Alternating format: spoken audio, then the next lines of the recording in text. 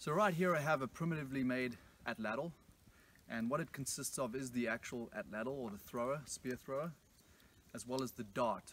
So it wouldn't really be called an arrow. This is typically called a dart, of which at the back you'll have a cup.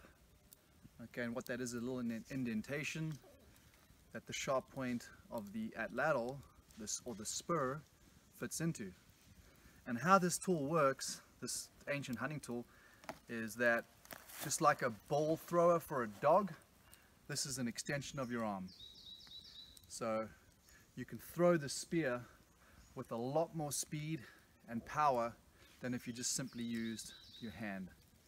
So typically the spear or the dart is going to be between 5 and 7 feet, but I always say roughly the length of your body.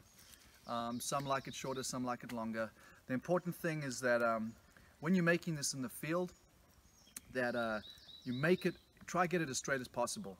So you can either, when you harvest it as a green sapling, you can then straighten it yourself without fire, without heating it, and it'll generally hold its shape and pretty well. And that's really simple to do. Worst case scenario is after you debark it, is to then put it into the fire and then heat straighten it.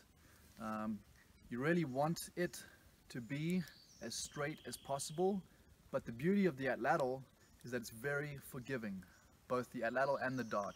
It does not need to be perfect to get good accuracy, unlike a bow and arrow. Making a bow and arrow in the field in a survival situation is very difficult. You need the right wood, you need some good string to rely on, and it does require a lot of skill to get a good bow made that's going to produce a lot of accuracy, not to mention the arrows. So you have a lot of moving parts that have to be made correctly to achieve consistency. Not so much with the atlatl. The atlatl you can throw together in about an hour's worth of work and achieve phenomenal accuracy between 10 to 15 yards, even as a beginner. And as I said, all you need to do is cut a piece of wood that has an L shape in it and just trim it down to where it's got a spur. And this distance from the actual atlatl up to the spur can be anywhere from like 1 inch, 2 inches. It doesn't even have to be any preset distance. It can be whatever feels comfortable to you. It just needs to have a sharp point on the end, and there's many ways to do it. This is one style of an atlatl. There's so many different types. But this one right here is roughly the length of my forearm. That's kind of what I like. You can go a little longer, a little shorter, play around with what works for you. But, you know, bottom line is that's really simple to make. And then as far as the dart goes, anything that's roughly about sort of between pinky and thumb thickness, more or less the height of you. And very important is that to get this thing flying as accurate as possible, you want to make sure that the front is quite a bit thicker than the back. So the front tip of your atlatl dart needs to be a lot thicker and heavier, because what we call front of center, or FOC, will affect the accuracy of this dart. So the more weight you have up front, the more that the dart is going to stay balanced in the air, okay, when you're throwing it. The less weight you have here and the more weight you have at the back, the more wobbling and instability it's going to have. So if you don't want to fletch it, putting feathers on the back, which that's the job of feathers, is to keep your dart flying true, then you need to have the weight up front. So how do we throw this thing? Okay, well, there's a few things to focus on. First of all, we hook the dart into the spur, okay? That locks it in place.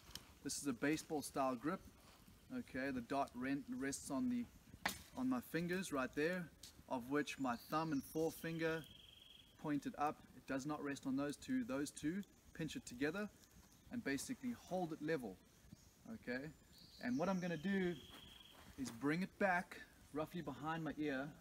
I'm going to put all my weight on my back foot, okay, and I'm going to have this dart sitting more or less level, okay, and I'm going to bring it close to my head, sight down the dart in my peripheral vision, and then focus on the target in my primary vision.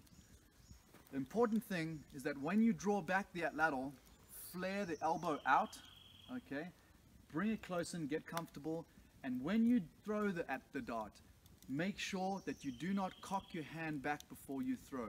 It's very important that when you cock back, you maintain that position.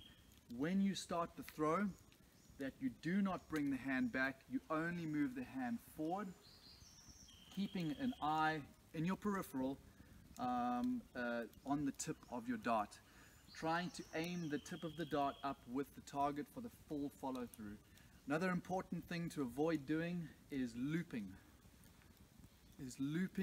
the atlatl over you.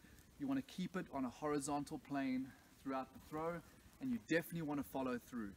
At the end of the throw, there is going to be a little flick of the wrist, and that is what brings a lot of the power into your throw.